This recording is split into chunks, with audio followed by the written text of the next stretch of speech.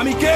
আমি একজন গর্বিত সৈনিক। আমি অজেয়কে জয় করব। আমার কাছে পরাজয়ের কোনো স্থান নাই। সবাই যেখানে থমকে দাঁড়ায় আমি সেখান থেকেই শুরু করি। আমি সব সময় আমার দেশ, পিতামাতা, আমার সহযোদ্ধা এবং প্রশিক্ষকদের কথা মনে করে আমার দুর্বলতাকে সাহসে পরিণত করব। কঠোর পরিশ্রমে আমি মানসিকভাবে সুদৃঢ়, শারীরিকভাবে দুর্বল। আমি কে? আমি একজন গর্বিত সৈনিক। কেউ আমার অস্তিত্বকে খাটো করে দেখতে পারবে না। কেউ আমার সক্ষমতাকে কোনো সীমা দিয়ে আবদ্ধ করতে পারবে না। আমার দৃঢ় আত্মবিশ্বাসী আমাকে এগিয়ে নিয়ে যাবে অসম্ভবকে সম্ভব করার পথে। পরাজয় বা পিছু হটা এসব শব্দ আমার অভিধানে নেই। ব্যর্থতা, ভুল করার সংজ্ঞা আমি জানি না। আমার হৃদয় দুর্বলতার কোনো স্থান নেই। আমি কে? আমি একজন গর্বিত সৈনিক। আমার সাথে আমার সহযোদ্ধারা আছে। ঘাম, রক্ত আর অশ্রু বিসর্জন দিয়ে জীবন বাজি রেখে তারা আমার পাশে থাকবে। আমি কখনোই তাদের শত্রুর সামনে মাথা নিচু হতে দেব না। আমি হাসি মুখে যুদ্ধক্ষেত্রে ঝাঁপিয়ে পড়বো। যুদ্ধক্ষেত্রে আমার উপস্থিতি হবে আক্রমণাত্মক এবং হিংস্র।